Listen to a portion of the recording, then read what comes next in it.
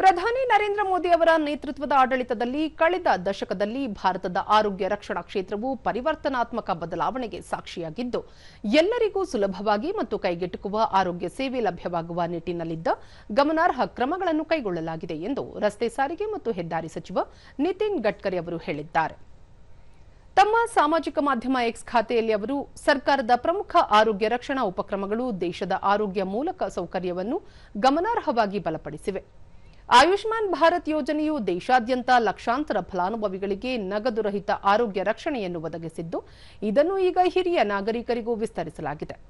ಜನೌಷಧಿ ಕೇಂದ್ರಗಳು ಕೈಗೆಟುಕುವ ಬೆಲೆಯಲ್ಲಿ ಗುಣಮಟ್ಟದ ಔಷಧಿಗಳನ್ನು ಲಭ್ಯವಾಗುವಂತೆ ಮಾಡಿದ್ದ ಈ ಸಂಜೀವಿನಿಯಂತಹ ಡಿಜಿಟಲ್ ಆರೋಗ್ಯ ರಕ್ಷಣಾ ವೇದಿಕೆಗಳು ವೈದ್ಯಕೀಯ ಸಮಾಲೋಚನೆಯ ಅವಕಾಶಗಳನ್ನು ವಿಸ್ತರಿಸಿವೆ.